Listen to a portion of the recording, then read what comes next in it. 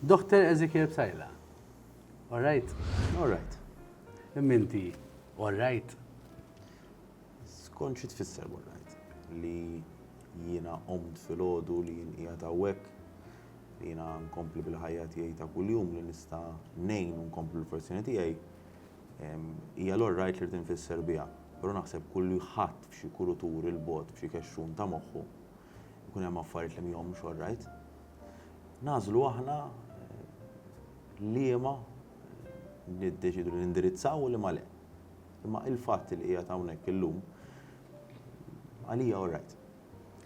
Ittama ħafna sens, għax vera, u ngħidlek il-verità qatt ma ħsibtek li fil-verità kollha kemm aħna f'xi aspett x'imkien hemm biċċa li mhux all right. Jiena nħobb ngħid anke fuq li sħabi tax-xogħol ngħidilhom ħanaraw bħalissa dil-biċċa qed naqa' mnejka. Issa nranġaw dik, u tinaqra oħra minn ġimkien u iktar ma jkollok truf ħajtek, u iktar ma jkollok affarijiet għaddejjin. Affarijiet għaddejjin mhux forsi negozju u xogħol, jista' jkun anke għandek żewġ tfal.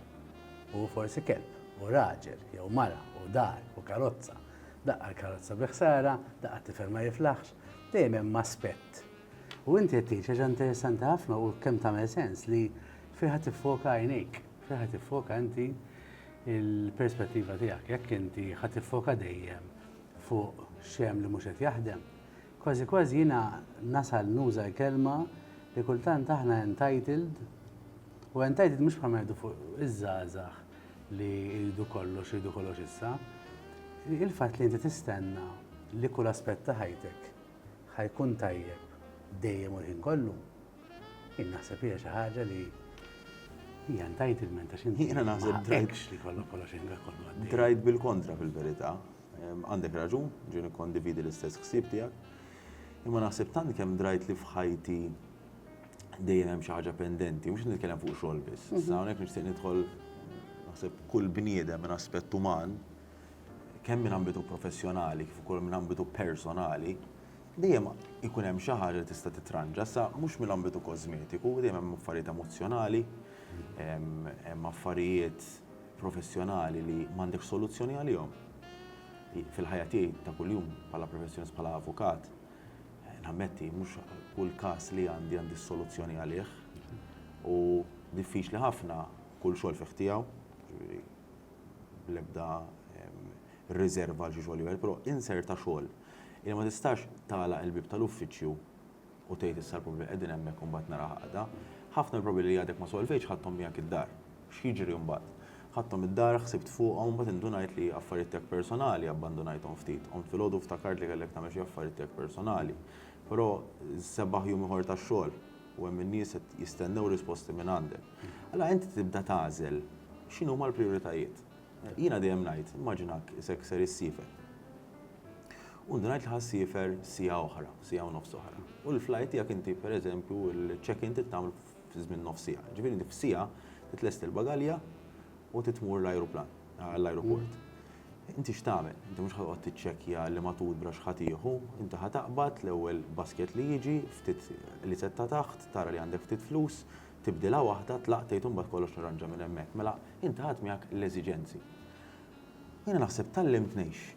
Issa jekk hux tajjeb jew ħażin ma nafx. Tallimt ngħix x'inhuma l-eżiġenzi tal-lum. Hija nagħmilha b'sens ta' responsabilità u sens ta' doveri għaliex jekk jiena ħammur il-qorti u x'ħadd tistenna nagħmel difiża, ma sax ngħidlu jiena għax għandi inkwit id-dar. Laqqas jien ma nista' nippretendi li namur kolli bżonn l-assistenza ta' tabib, pereżempju, li jisma' sax naqdik sewwax bħalissa nkwitat id-dar. Naħseb hemm post u ħin għal kollox. U dik naħseb iva l-sense of entitlement li kelli I had to do away with, hija li tallimt li il-ħajja titkompli fis-sens ta' x'inhuma l-eżiġenza dak il-ħin. Ġifieri flok jiena ngħid isma' le m'iniex all right. U naħseb ħafna drabi jekk jew kelli nkun l-assiem ta' kollox, le ma nkunx all right. Imma nażel li nkun all right għaliex la qatt għandi moħħi biex nirsisti, la qatt għandi in-neċessitajiet l-għodda kollha li pereżempju hija ta' illum biex inkellmek, l-għodda kollha li għandi bżonn għandi. Il-fatt li kelli ċans inqum filgħodu, il-fatt li preparajtu ġej tal-hawnhekk, il-fatt li konna nafu x'għan nitkellmu, naħseb għal din is-sitwazzjoni nkun all right. Min qed jisimgħu żgur ħajkun hemm parti mis-soċjetà li ħatajt imma kif tista' inti l-emozzjonijiet titfaħħom fil-ġemp. Mela da mhux uman. U hemm nies li jekk huma dejjem problema d-dar, meta ħajmorru għax-xogħol ħajaffettwahom. Però dik mhix in-norma u m'għandix naċċettawha. M'għandix naċċettawha jfisser li jekk jiena qed ninduna l-emozzjonijiet tiegħi, issa mhux qed nitkellem fuq xi ħaġa gravi li tiġri rari li ovvjament twaqqaflek kull aspett ieħor ta' ħajtek biex tinfoka fuqha, mart u affarijiet kbar. Qed nitkellmu fuq kif qegħdin ngħidu daqqa jkun hemm problemi hemm, daqqa problemi hemm. Jekk kull darba inti tant tiffoka fuq il-problemi li qed jaffettwalek kif inti tgħix il-ħajja professjonali tiegħek jew anke aspett ieħor ta' ħajtek, hemmhekk il-problema hija li inti ma tistax tirregola l-emozzjonijiet tiegħek. U dik mhix in-norma, x'kultant jiena nħobb nkun fuq Facebook, nħobb indur TikTok u Instagram għax nemmen li parti mis-soċjetà ma ngħidx li kollha. Qiegħda hemmhekk u dik il-parti mis-soċjetà qed tużah biex titkellem u taqsam l-emozzjonijiet tagħha. U kultant naraħħa li hemm l-aspettattiva li kważi naċċettaw li orrajt li t-tabib ma jkunx f'sensi għax għandu problema d-dar, għax huwa uman. Però dik għalija tiġi nuqqas ta' professjonalità. Għax ħares it-tabib tiegħi waqt operazzjoni għax għandu problema d-dar. Jagħmel żbalji, ħares it-tabib l-avukat tiegħi jekk qed jiddefendini ħajjati xogħol inqas minħabba li għaddej minn problema id-dar tiegħu. U żgur li le. Però kieku niddiskrivija ftit differenti minnek, fis-sens ma naħsibx li jiena persuna li kapaċi nħalli l-emozzjonijiet tiegħi id-dar u naħseb meta għamilt hekk, naħseb tant kemm weġġajtu moħħi li spiċċajt mortar mhux aħjar. Naħseb nuża l-esperjenzi sabiex noqgħod attent jew intejjeb dak li qiegħed qudiemi. Pereżempju, ngħidu jiena u inti li aħna ħbibbar qabel ma ġejna hawnhekk kellna xi ngħidu bl-ikraħ.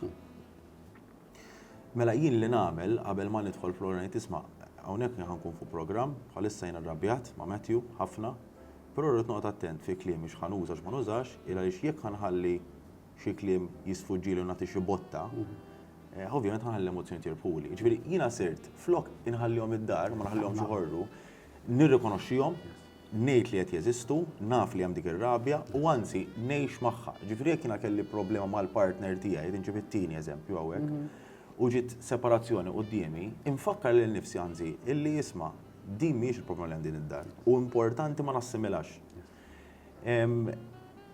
Però nagħmilha biex propju ma niġix fis-sitwazzjoni li qed issemmi inti il għaliex jiena daqsxejn perfezzjonist. Ġifieri dik karattru bniedem li nħobb l-affarijiet eżatt, rett u I expect nothing short of what I know is best.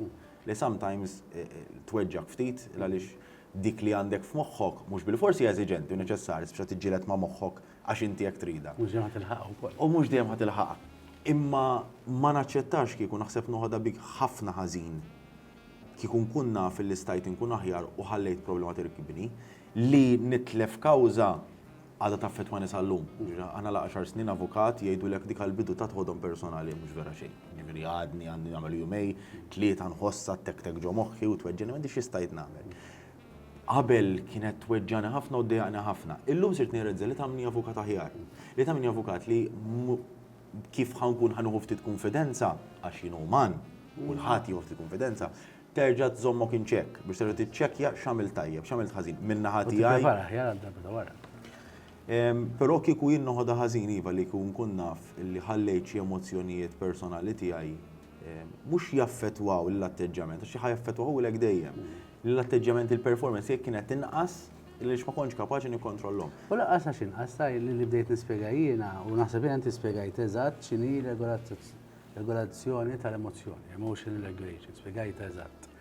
Li inti tifhem l-emozzjoni, tivvalida l-emozzjoni li tħoss, però tfakkar jekk innifsek li hija emozzjoni ma tistax tħalliha taffettwalek ix-xogħol kemm jista' jkun.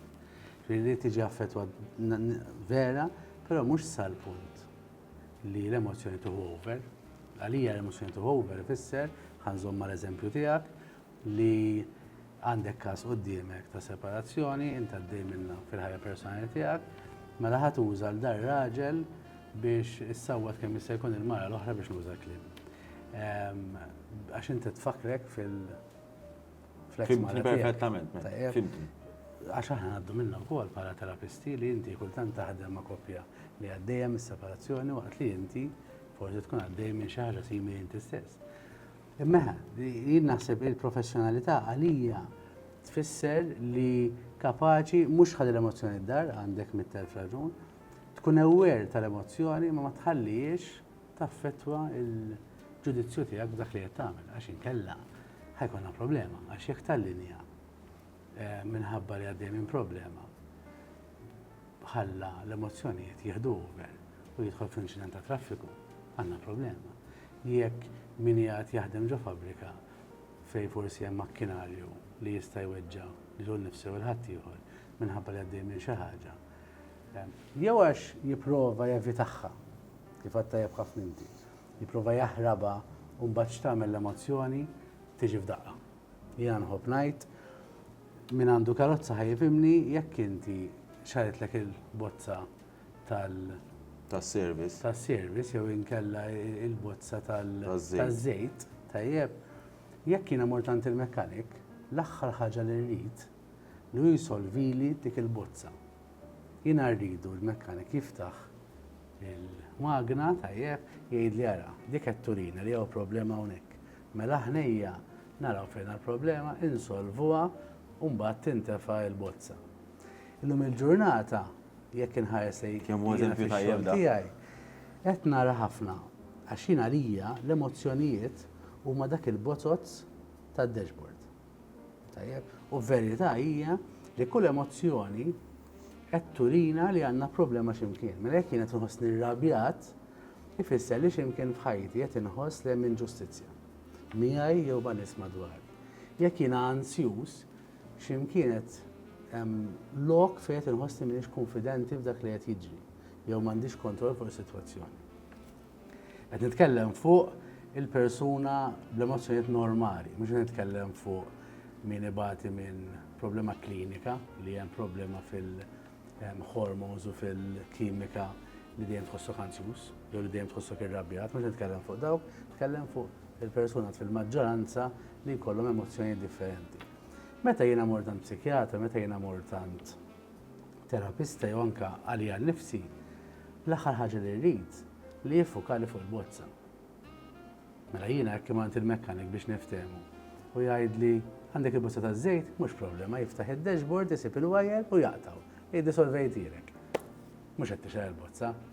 Hemmhekk ikun mekkanik irresponsabbli li jiena xahar ieħor il-karozza ħatieqaf ħat issizja l-magna u li tnarmija għal speċjali iż-żejt u nħarqet il-magna. Naqblu? Naqblu. Mela jekk jien għandi l-emozzjoni ta' ansjetà, flok immur niġri biex insolvi l-ansjetà jew inkella nara kif ħanaħrab l-ansjetà. Billi ma nagħtix każ l-ansjetà, billi nixrob, billi nagħmel ħsara jew nagħmel xi tip ta' vizzju li jiena ħajjix bħala distraction għalija. Jien għandi bżonn nieqaf ftit miegħi nnifsi, ngħid l-emozzjoni minn fejn ġejja. Din l-ansjetà ġejja għax għandi dal-podcast u ma ħossniex preparat. Għandi dil-ħaġa f'ħajti u m'iniex komdu biha jekk jiena wasalt tal-żwieġ. U qed inħoss ansjetà kbira, jew infaqet iktar minn affordja. Allura għandi dak l-inkwiet li ġej tgħix ma nafx ħallas il-kulħadd. Jew inkella hija deċiżjoni tajba di. Hija l-persuna li tinqatta' ħajti magħha. Jekk għalli din ansjetà, ħani ftit. Nidħol naqaf fiha nnifsi, neżamena minn fejn ġejja l-ansjetà, niftaħ il-bonnet u niċċekkja l-problema fejna. Mhux ħammur għand xi ħadd ħajtini l-pibni biex nħoss ansjetà. Mhux jiena u wissa naraw jew inki nitkellem ma' ħbib tiegħi u dak kulħadd tħossha tagħtix każ. Le, ejja nifhmu minn fejn ġejja. Dak li qed tgħid inti ejja nivvalutaw l-emozzjoni u nifhmu minn fejn ġejja. Jiena għal kontrarju naħseb jaħsbu ħafna nies għax forsi jarawni f'postijiet fej ma nkunx vulnerabbli. Ma jien persuna li ninkwieta ħafna, sensittiv ħafna. U jekk ma nkunx qed naħdem daqs kemm nixtieq fuq oġġett, il għaliex mhux għax jiena żien, ġieli tlu pereżempju tliet oġġetti f'daqqa, nkun qed naħdem iktar fuq waħda u naf li abbandonajt waħda. dik toħloq li ċertu ansjetà. Biex li qed tajt intu tajdu qed jien x'nagħmel biex nagħmilha biex inkun nista' nindirizza sitwazzjonijiet. Jien kelli nażel, jien persuna sportiv minn kont żgħir. Ġifieri ma nafx ġurnata fejn ma ħsibx fl-isport u ma rridx nagħmel imqarr ftit attività. Sibt xi ħaġa fejn nista' niżvoga. Meta ma kellix jew ma tajtx lil nifsi dik l-opportunità biżżejjed, tħalli l-ansjetà tirkbek u iva tiġri u mbagħad ikollok l-overflow ta' emozzjonijiet. Tiġri ħafna. Issa, kemm jekk bniedem isolvix biss bl-isport ma naħsibx. Naħseb it's a mix and match of assistenza professjonali, kuraġġ, ġifieri tiskanta kemm nintaqa' ma' nies fil-professjoni tiegħi, fil-ħajja tiegħi ta' kuljum min jażel li jiftaħ qalbux. Inti taf iktar minni ġifieri fil-professjoni tagħna inti ma sax tkun terapista biss, jien ma sax ikun avukat biss. Tilbes ħafna kpiefel iktar milli tixtieq kultant u iktar milli taf. In-nies fakkarhom isma' ma nafx ma ħanipprova ntik ngħinek għax tlaqt tiftaħ qalbek miegħi. Hija diffiċli ħafna li nies isibu l-kuraġġ. Ġifieri qabel kont naħseb u hija kemm għandu ngħidu issa rigward il-responsabilità tas-sanità mentali, speċjalment tar-raġel. Jiena li saret xi ħaġa sew forsi kif jiena kultivat, kif jien trawwimt, saret xi ħaġa li tant kemm hija importanti li peress li jinnuża moħħi għal xogħli, irid nħossib moħħi bħalma nixtieq il-ġismi jidher tajjeb u li jkun b'saħħtu irid nħossibu bl-attività. Naħseb illum il-ġurnata għalija naraħħa bħala plus għas li jiena vulnerabbli li inkapaċi ngħid li iva jien ġieli kelli bżonn terapija, ġieli kelli bżonn immur nitkellem biex nara perspettivi differenti u ġieli ċċekkjajt mat-terapista tiegħi jekk għandix naqaf hemmhekk jew għandix neskalaħħa b'assistenza psikjatrika pereżempju. Qatt ma kienet xi ħaġa li kont nitkellem open, ġieli ġibdu li attenzjoni anke kollegi sħabi jismu' attent kif titkellem ta' mhux jaħsbu għax aħna nafuk li jekk nafu li titrenja u hekk. Illum qabel kont ngħid qed nagħmel xi ħażin għax dawn kienu kollegi li huma kbar minni imbagħad ftit b'sinjorità jien għamlu kbar minni isni. Ta' esperjenza. Iva. And today illum naf what it takes biex inti tagħmel 20 sena l-qorti. Ġieli iktar nirrispettom għax naf minn xi jgħaddu. Għalhekk ġifu jekk isma' attent kif titkellem smajtek, naf li b'intenzjoni tajba ma jibża l-persun tek nafx differenti. Dak iż-żmien kont noħodha bi kbira. Kont ngħid jien x'għamilt ħażin. Illum il-ġurnata nifhimhom. Illi ġejjin minn post fejn ħajjithom kellha tkun tarka waħda ta' protezzjoni. Huma jistgħu biss jagħtu il-protezzjoni l ħadd ieħor, però huma m'għandhom bżonn. U naħseb fi żmien fil-passat fejn inti kien ikollok 20 kawża, 25 kawża, dak iż-żmien kienet permessa għaliex inti fil-ġurnata kont tagħmel 2, 3. Imma llum qed ngħixu f'realtà li jiena fuq il-lista tal-kalendarju tiegħi kolli 12-13 kawża. Li nibda nikkunsidra mhux darba għandi naqbiża l-ikla ta' wara f'sinar illum, mhux ħallaħħa. Għandi bżonn immur sal-bathroom, immur f'dis seduta jew nistenna nistaporti biex nagħmel seduta oħra. Ġifieri qed ngħid dawn l-affarijiet immaġna f'moħħi qed nagħmel dawn il-kompromessi. Aħseb wara kemm ħadd tagħmel kompromessi f'moħħok għandi ċans nidħol fit-toilet u naħseb jekk jien xorrajt. U naħseb dik hija differenza għalhekk illum ġurnata bi ftit maturità nifhem illi ċ-ċirkostanzi qed jinbidlu. Issa fejn tiżvoga naħseb hija importanti li inti jkollok lok fejn tiżvoga, sport, delizzju bil-for sport. Li inti jkollok sija satejn għalik taħseb tiċċaqlaq, naħseb hija importanti. Però li kull bniedem, jien naħseb waħda mill-isbaħ esperjenzi ta' ħajti kienu sezzjonijiet terapeutiċi ma' terapista li nitkellem u ngħid imma jiena għalfejn naraħħa bħala problema minn hemm jew minni faċċata tiegħi. Qed tħares li mhux qed taraħħa bħall-istess problema. Tiskanta kemm meta tkun maqful u tara l-problemi tiegħek biss.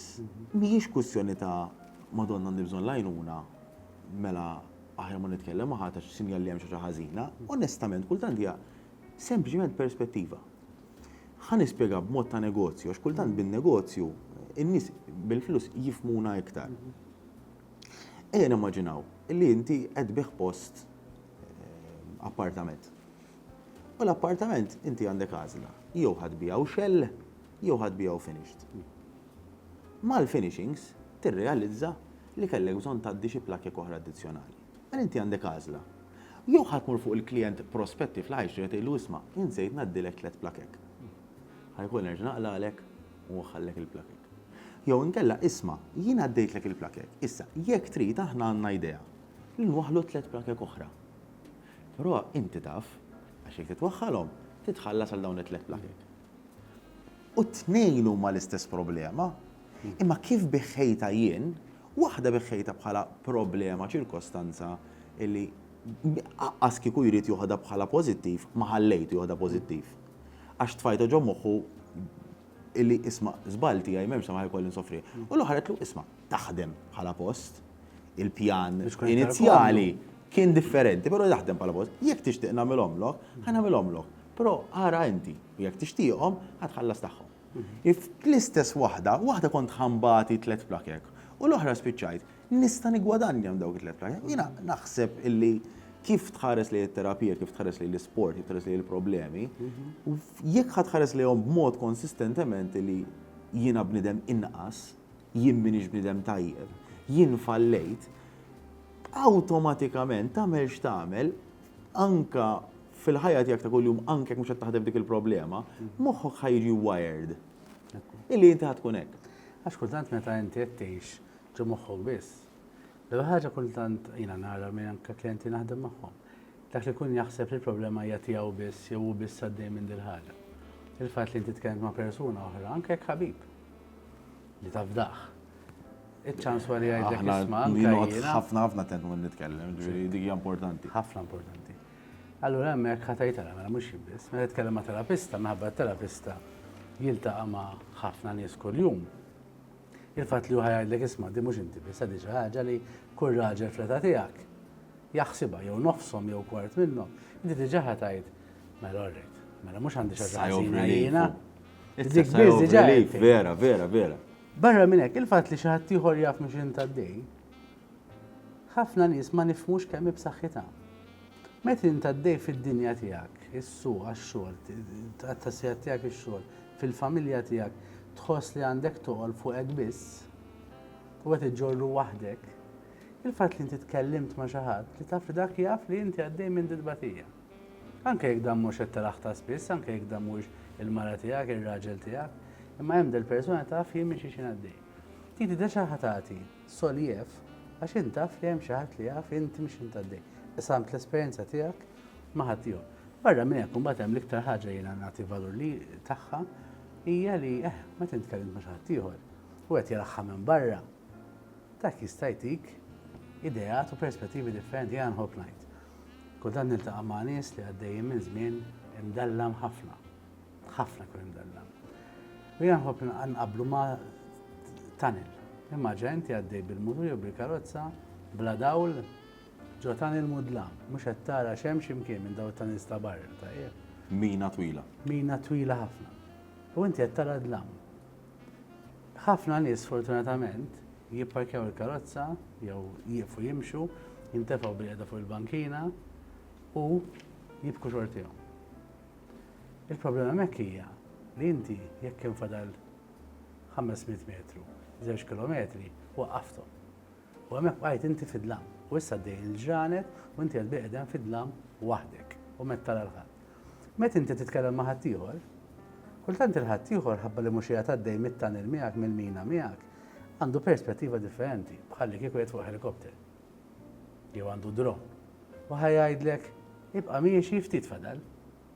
Għalfejn, għax il-perspettiva tiegħu ħabba li inti qed ġo fiha u miegħek ġo fiha, ma hu emozjonalment mhux qiegħed maqbud fiha. U qed jaraħħa bi perspettiva differenti li jgħidlek isma' taqtax qalbek imxina oħra dalwaqt taraħ id-dawl, dalwaqt toħroġ minn dil-mina. X'differenza hu. U fuq dan il-punt,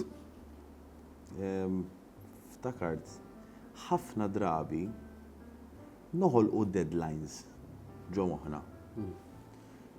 Illi jisna bħal problema qisaf ġimgħa tissolvija. Allora ninkwieta ngħid pereżempju ara di għandi problema ġi jew fuq il-post tax-xogħol, tkun problema personali, ġifieri skont il-problema xi tkun ħan nitkellema. Però peress li tkellimta ma' dal-persuna jisni l-ġimgħa l-oħra, jisni nħossni ngħid isma' daħ nerġa' nkellmu fuqha, ġiżgħod il-ġimgħa suppost solvejta di. Mhijiex il-każ ta'. U waħda ħafna mill-pressjonijiet li kont noħloq fuqi kienu għaliex kont nagħmel dawn id-deadlines ġo moħħi li ngħid isma' di mhijiex normali li jiena għaddi ġimgħa u għadni newden u għadni l-istess. Importanti li hemm nies li ħajkollhom bżonn ġimgħa. Hemm nies bħali li nammetti ma nagħtix spazju biżjed lil nnifsi għaliex dejjem nimla l-ġurnata iktar milli jmissni, ġifieri huwa ftit tortija, illi mhux f'ġimgħa qas noħlom li nsolviha f'ħaġa personali speċjalment, ħajkolli bżonn xahar, xahrejn. And today it's okay, I made peace with it. Li isma' it's going to take time, għandu biex nirrifletti anka forsi minn esperjenzi tal-passat li pambezza minn ċertu affarijiet, allura ħajjieħdok iktar ħin, iktar żmien biex tafda li biss qed tiddewwa l-problema. Għax ovvjament ħadd ma moħħna u ġisimna qegħdin hemm biex moħħna speċjalment biex joħsib il-ġisimna u l-moħħna stess. Allura kull ħaġa skomda moħħna jipprova jevitaħilna. Tal-ħaġeb. Allura kull ħaġa li hija skomda jipprova kemm jista' jkun itajjela kemm jista' jkun malajr. Di bħal meta inti għandek il-moħħ tajjeb u l-moħħ qiegħed hemmhekk biex jipproteġi kemm il-moħħ stess u lill-ġisem.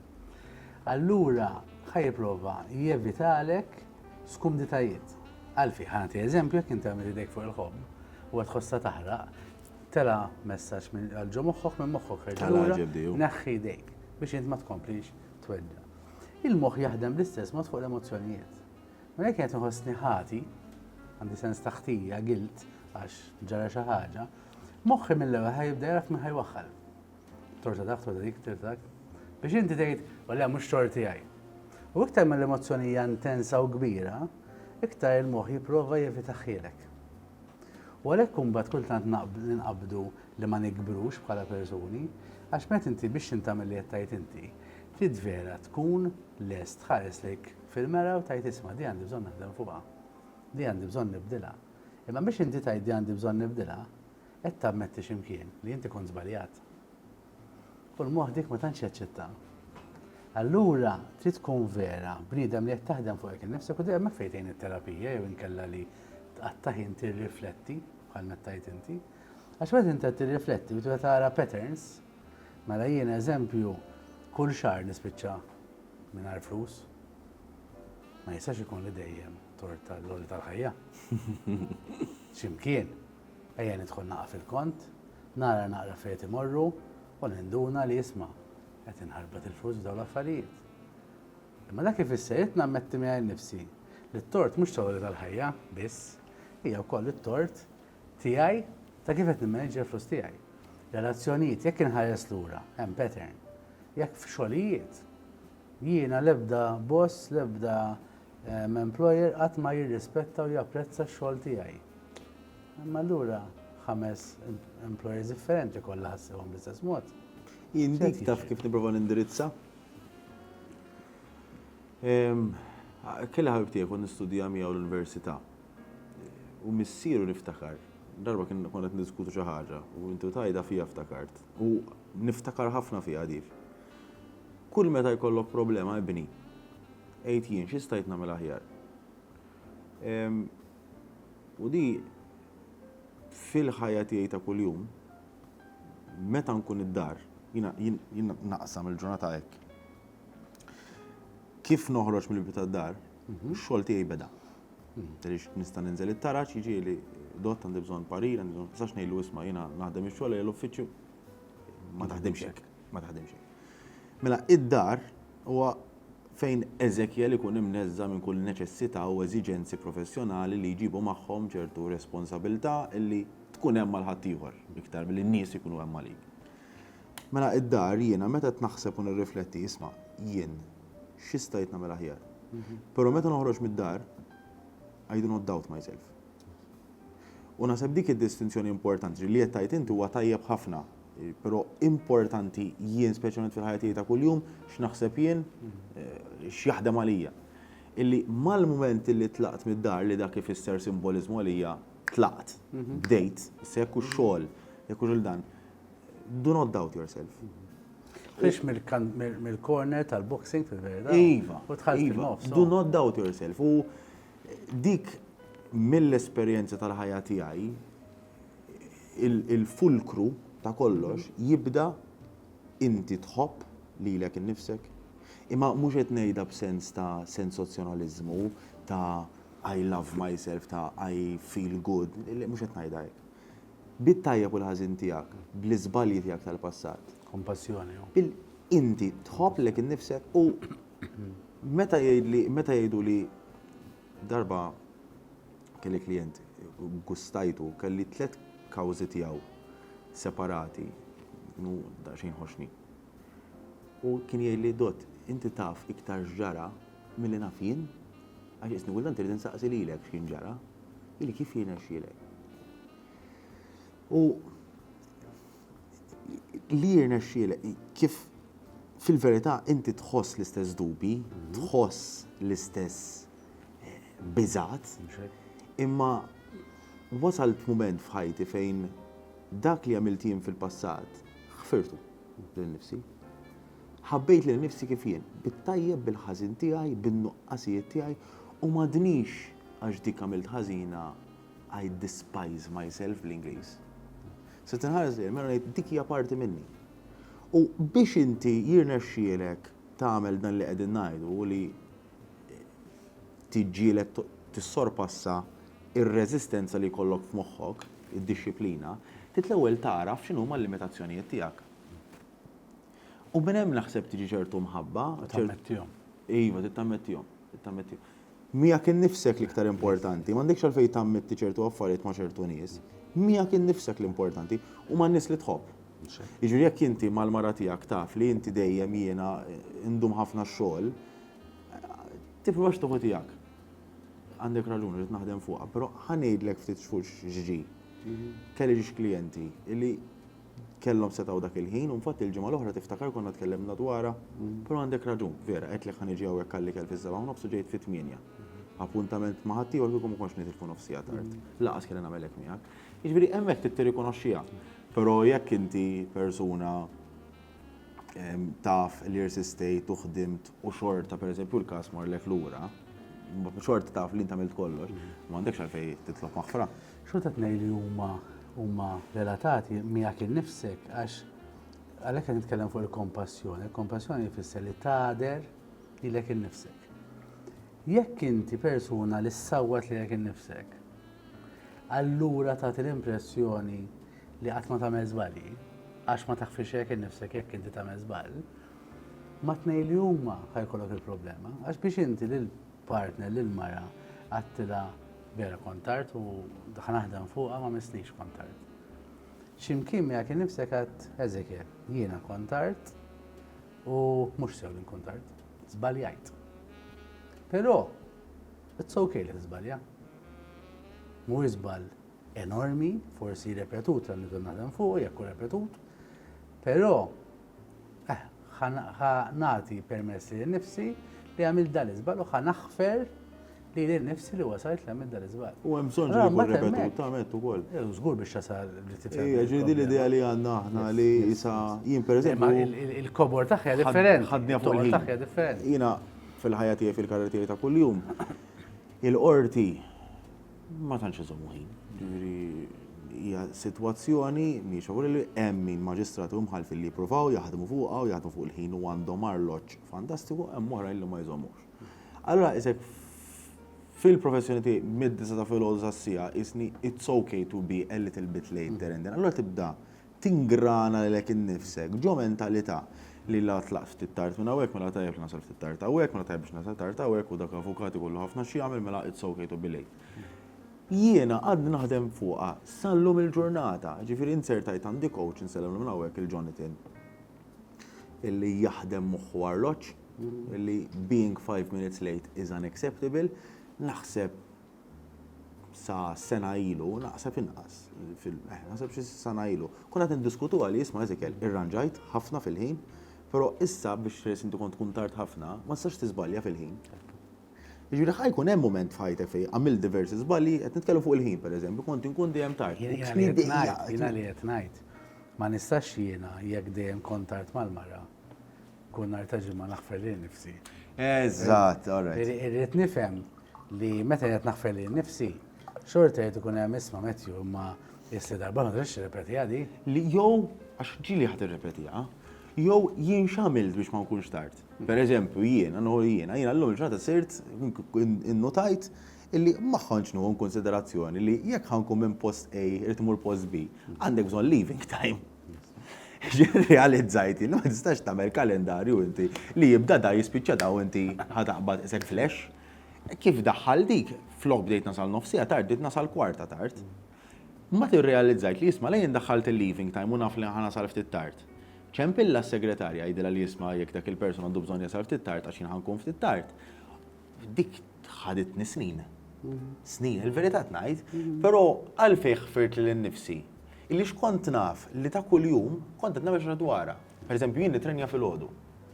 Reliġjon 3:55 inqum. Reliġjon. Biex wasalt hemm naħseb ħaditni 6-7 snin. U 6-7 snin ta' rġajt ma' qomx, saħ ikolli mmur il-lejla, għadha nerġa' nipprova. Ħaditni żgur, issa hawn min qed jismani forsi jitkellem jgħid imma jiena f'sitt xhur ġibta din. God bless you. Imma min ħad jaħdu żmien. Huwa l-kunċett, huwa kunċett Ġappuniż jiena jaffaxxinani jismu Kaizen. Li Kaizen huwa li kuljum ħal impruvjaw aspett wieħed ta' ħajjitna, ħila waħda li għandna b'1%. Mela jekk eżempju tal-ħin, jiena ħanara li minn xara l-ieħor minn ġimgħa l-oħra dejjem impruvjajt. Mela jista' jkun ħanżommu l-eżempju tiegħek ta' 3:55, jista' jkun illum qont fil-5. Imma l-bira qont fil-5 kwart. Issa ħanqum fil-5 kwart. U dejjem ħanqarreb għalfejn jien nixtieq nasal. U jekk vera dal-momenti ta' riflessjoni nibdew nipprogrammawhom fil-ġurnata, jista' jkun eżempju jiena nħobb imur nispara darba fil-ġimgħa mmur għandi siegħa nitfa' headphones u qed nispara dak huwa ħin fejn ma naħseb xejn. Hemm dak il-mumenti fejn inti ma taħseb xejn. Bagħad hemm mumenti oħra fejn forsi għalaqt l-uffiċċju, ħadd kafe u qed ingawdi tfajt naqa' ġeż u qed nieħu pjaċir nieħu dal-kafe. Imma qed naħseb. U f'dak il-ħin dik is-sija l-oħra mbagħad qed nirrifletti fuq illum x'għamilt. Illum x'nista' nagħmel, x'istajt nagħmel differenti. Għada, x'għandi bżonn nitgħallem minnhom. U l-mġad anke ma' nies li jaħdmu miegħi. Jekk hemm problema, ma ġara xejn, hemm il problema, x'ħan nagħmlu biex darba oħra ma nirrepetux l-istess problema. Imma x'naħseb torganizzhom ukoll. Iva, għax hemm da kollu għalija huwa li inti qed tippjana.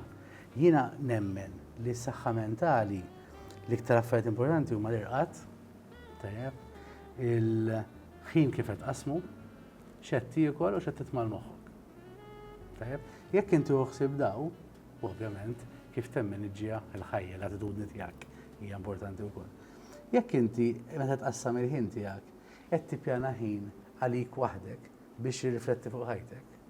Hemmhekk dejjem inti ara l-intervisti kollha ma' nies bħal qed nagħmlu hawnhekk ma' nies li għamlu suċċess fil-karra tagħhom. Kulħadd jgħidlek il-planning l-iktar ħaġa importanti li tissemmi inti l-kawżi. Inti ma tkunx filgħodu tali għandek kawża taqbad tmur hemm. U kultant anke meta issegwi podcast minn ieħor jew issegwi programm minn ieħor jew talk minn oħra, wieħed qam filgħodu li għandu talk qamu mar jagħmilha. U l-ieħor huma xorta l-istess 3 kwarti raw. Vera. Imma meta jgħidlek dak tiġih naturali, jiena nikkowċja nies kif jitkellmu.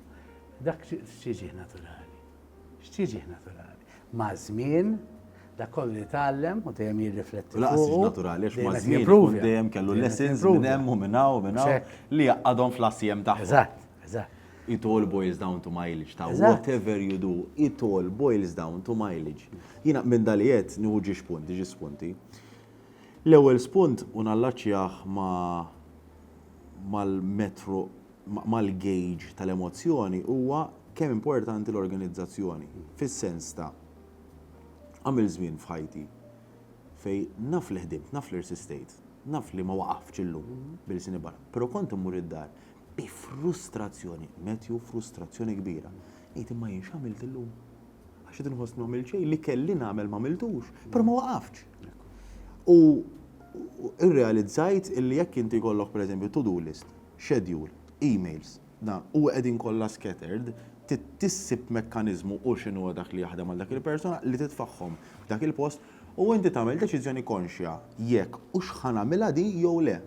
Qabel kienet tidħol biċċa xogħol biex nagħmel dik il-biċċa xogħol kont nispiċċa ma nagħmilix però kontx nagħmel dik id-deċiżjoni konxja. Illum immur id-dar u nkun naf qabel ma niftaħ il-kalendarju dak li ħansib lest u dak li ħanitfa' jew fil-weekend għax għamil deċiżjoni konxja li matul il-ġimgħa stajx nagħmel dafħal ta' affarijiet oħra jew ħanagħmlu l-ġimgħa d-dieħla. Biex inti tneħħi dik il-sens ta' frustrazzjoni.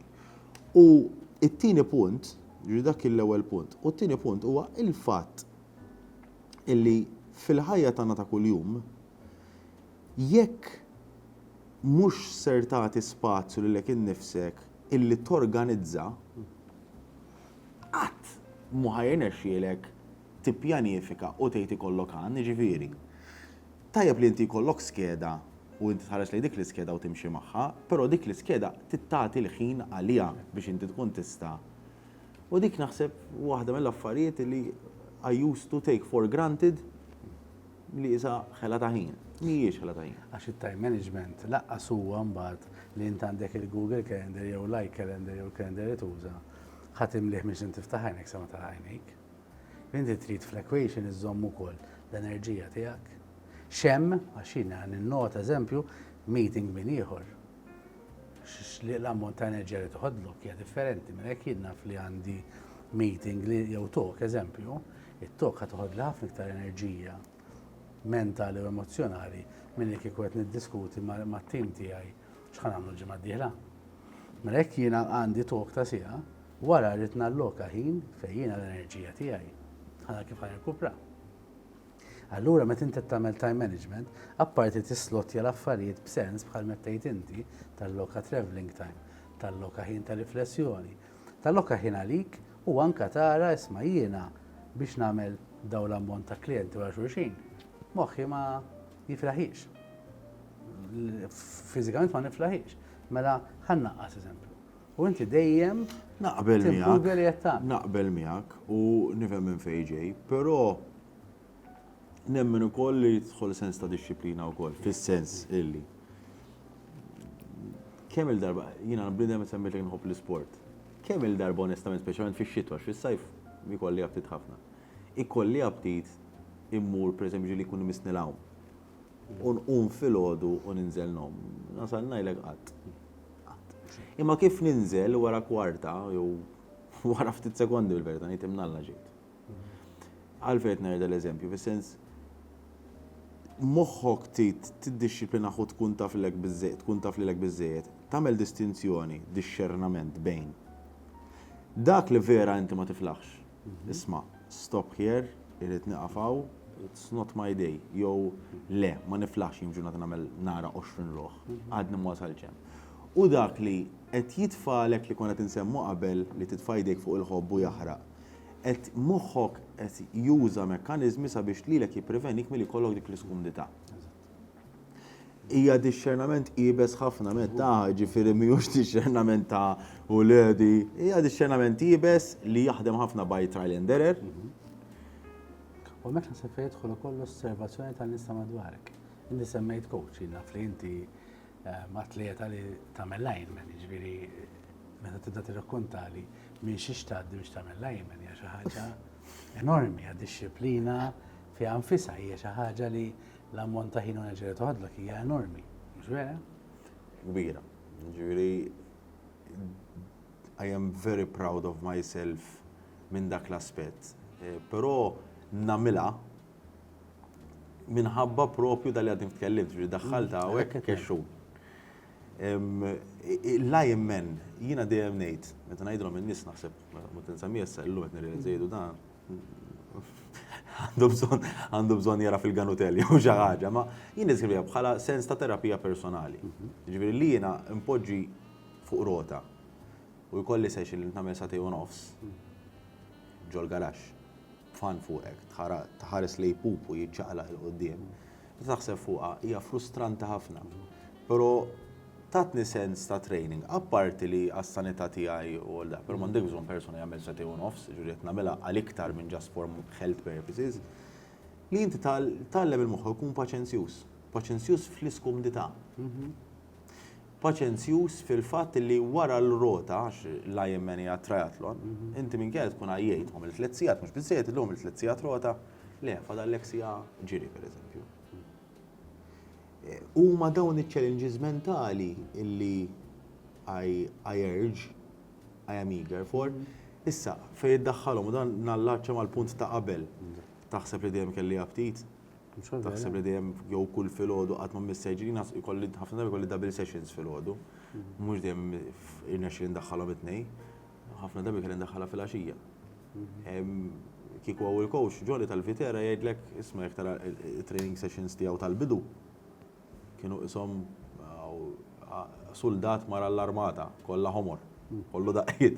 Illum il-ġurnata jkolli inqas ħomor għax tallimt nippjana minn qabel, nara fejn ħandaħħala, dis-session pereżempju ma nistax nagħmilha l-ħamis, coach il-ħamis qiegħed imbaskat, mela ħall-off day ħanċaqla hemmhekk u nkun ċaqlaqt minn qabel. Mela ma noħdux bħala. Illum il-ġurnata ma ngħix minn ajru.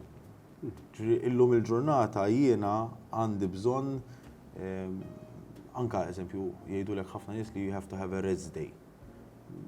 Rest day bħal tal-orrajdi, eżatt. Rest day skonx tifhem rest day, ġifieri m'hemm l-ebda studju xjentifiku sa fejn naf jien mix-xjenzat. Li jgħidlek li inti persuna għandu bżonn 24 sija wieqaf ma jersaqx lejn training.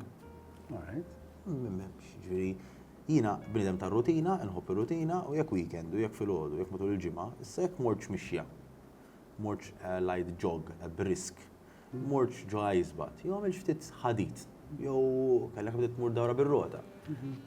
That could be considered my rest day. Daw il-kaxxi li ndaħlu f'moħħna biż-żmien, mingħajr ma nindunaw ndaħlu ċertu limitazzjonijiet.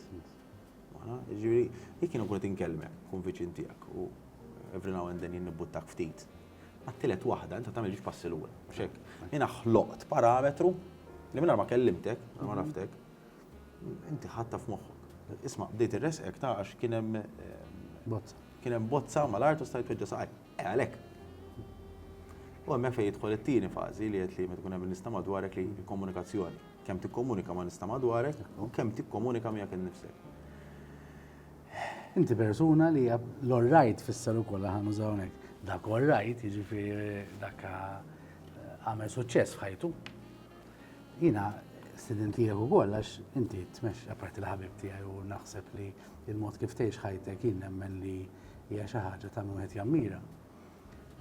Tibidem li tlaħħaq ma' relazzjoni, mal-familja, ma' tmexxi ditta tal-avukati, li titrenja kull jum kif għadek kif tajt biex anke tagħmel triathlon li jfisser 3 disciplini differenti. U meta tagħmel l-ajmen tagħmel kollha wara xulxin fl-istess. Jiena l-Hawaii nagħmel 2 km swim, 90 km bike, 21 km run. Jaw min qasem bħajtu kollha. Le, ma ġbir inti tlaħħaq ma dal-affarijiet kollha x'kultant nisimgħu biex xi ħadd jagħmel suċċess irid jinsa kollox jiffoka fuq dik biss. Inti daw tagħmilhom u tmur tajjeb f'kollha. Kif jinaxxik? Punt sensittiv ħafna dan. Semmejġiex ti kliem li nixtieq nispjega fuqhom. Tleħħaq u suċċess. Mela tleħħaq. Meta tkun l-ewwel grazzi ma kontx napprezza ħafna l-kummenti li għaddejt. Meta tismagħhom minn barra tgħid ma tkunx taf, kultant tismagħhom minn barra, però jiena f'ħajti nħossni ma nleħħaqx pereżempju. U naħseb li jdewk in-nies hemm barra li forsi tistennew li dak kif jiena xi jdaħħal f'kollu. Meta tkun ġo fiha l-biċċa xorta tħossok li qed you're missing something u m'għandix tleħħaq xi ħaġa. Però fl-assiem tagħhom, u għalhekk hija sabiħa il-learning curve li tatni l-Ironman, fl-assiem tagħhom għattelli wasalt u tħallġu l-finish line. Jiġifieri bil-daw kif lessons li forsi fallejt, x'mar leħħaqx, ix-xogħol however, l-inkwit li kelli personali, l-inkwit li kelli professjonali, b'xi mod jew b'xi maniera wasalt għall-finish line. Leħħaqt dejjem nikkwalifikawha, m'hemmx dik il-leħħaqt dik isa l-famuża checklist. U kulħadd se tick the boxes, okay, les nista' mmur id-dar, ma taħdimx hekk. U s-suċċess. Skont x'tifhem suċċess? Naħseb li għamilt isem għalek innifsek. Minn dak l-aspett. Dak li tibda tispiċċaħ. U naħseb ukoll milli nara jiena u milli nara li tieħu pjaċir tagħmel dak li qed tagħmel. Iva, le, minn dak l-aspett iva. Però fil-ħajja jiena nemmen ħafna li something has to give in life. Jiġri l-ideoloġija ta' dak is-suċċess holistiku tal-work-life balance, tal-zen, se kollok bilanċ li dejjem is going to hover without tilting little bit the balance. L-opinjoni tiegħi, x'naħseb jien fil-ħajja tiegħi inqas qatt m'eżista. Jiġifieri fejn għamilt suċċess f'ċertu affarijiet professjonali fil-karriera tiegħi, fallejt f'postijiet oħra. Però dak il-falliment dejjem meta kont id-dar qabel ma ftaħ dak il-bieb biex inkomplu mal-eżempju kont inġib l-ewwel. Dejjem rajt u evalwajt lil nifsi jien x'istajt nagħmel aħjar. Ġifieri minn kull anka relazzjoni tiegħi personali fejn fallew jew kwistjonijiet fuq ix-xogħol. Dejjem inqfilt qabel ma ħriġt mill-bieb u ngħid Eżekjel x'isseta jagħmel aħjar. U għada x'ħajamel dwarha. Meta noħroġ mill-bieb, dak jiena ħankun wet lil innifsi li dak li wet id-dar jien ħanaħdem fuqu, però dak li qed nistenna min-nies ħanieħdu. U din is-sens ta' dixxiplina noqogħdu attenti li nifhmu nkunu empatiċi ma' nfusna u man-nies, però ma nħallux in-nies jieħdu vantaġġ minn dik l-empatija. Ħafna nies u beżżani ħafna because I see it as a little bit evil, hija strument sottili ħafna illi forsi mhux ħafna nies jindunaw li qed tiġri, però tkun qed toħdilhom. Li hemm nies li meta inti issir xi ħaġa u inti qed tkun ftit vulnerabbli magħhom qed tirrikonoxxi n-nuqqas tiegħek, flok jifhmu li inti tipprova tasal il-kompromess, jitfgħu lejn dak il-ħsieb f'moħħok li isek int kont il-problema, int kont il-kaġun u tibqa' tgħix biha l-omru. Mela irrikonoxxija aħfer lek innifsek però ħoj. Aħseb x'dara min-naħa l-oħra, jekk min-naħa l-oħra ma ġara xejn, ħafna rari tkun, jekk ma ġara xejn. Però jekk kienet xi ħaġa li instigat li anke forsi ma kienx ħaġa ħażina, ejdu isma' dik il-kwestjoni kienet instigatni għax wasalt minn hemm, mhux qed niġġustifika lil nnifsi, però Li tkun fermi għak innifsek. iva. Bħalma tkun ferma nies l-oħra, tkun dik hija inti ngħaqad mal-kompassjoni tkellna fuq l-ewwel. Li inti biex tikber bħala persuna tkun hemm 100% d-disciplina. D-disciplina hija l-abilità li tgħid le lilek innifsek. Qabel ħadd ieħor lilek innifsek. Li inti fix-xitwa moħħok għallek fejn sejjer ġol baħar, fejn sejjer fil-pultum. U inti tgħid le, sejjer għax jinek miftiem. Mhux hekk issejjer disciplina. Diki. Il-motivazzjoni tiġi wara d-disciplina, l-ewwel id-disciplina. U mbagħad hemm il-kompassjoni. Kompassjoni hija li ikun hemm l-empatija ma' nfusna, però il-fairness u d-disciplina li tal-huma flimkien joħolqu l-kompassjoni fej jiena ħanaħfel li nifsi li kontart, eżempju, jew li ma nixxiex infaddal, però ma jfissirx ħanġanċi ta' ħadar boħra, miegħi nifsi. U l-istess ma' nista' madwari. Kompassjoni ma' nista' madwari hija li jiena tinċedi, però ismani, jiena saw ħanċedi, mbagħad il-komplement tittamel tajjeb għalih inti. Tikkomprometti l-pjan tiegħek qatt. Jiġifieri li tippjanifika, li taħseb, li tiddiskuti, għamilhom.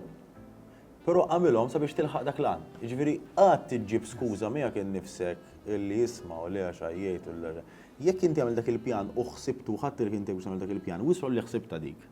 Mela issa jekk qed terġa' taħsibha sabiex ġib skuża lek innifsek sabiex toħroġ minnha. Mela tikkompromettix dak il-pjan. L-istess man nista' d-dinja. Iddiskutejt, ħsibt, raf irrikonoxxejt l-iżbalji tiegħek, però qed tirrikonoxxihom biex tasal dak l-għan. Mhux biex tispiċċa bl-Ingliż jgħidu qed spiral li teqpa' taħseb fik innifsek, tara n-nuqqasijiet tiegħek u tispiċċa flok toħroġ ħaġa pożittiva, tidħol f'qoxortok u toħloq iktar problemi. Jiġifieri u ħankun frank fuq għandu l-affarijiet u naħseb dik hija parti mill-maturità u mid-disciplina. Jekk tara li persuni madwarek, jew ċirkostanzi, jkunu ċirkostanzi madwarek, li tiwasluk f'dejjem dik il-malinkonija, dik is-sens ta' disperament ma nistax nasal, aqta barra. Kankru, iddi jkollok kankru f'subajk. Il-tabib jgħidlek, jew ħanipprova ndewweħ bir-raġġi, però jekk jara qed jikber, ħatalek subajk barra. Inkella, ha? Titlef kollox. Dejk, ma tajja patila. Mela tittaqta. Ma m'għandekx għażla, m'għandekx alternattiva.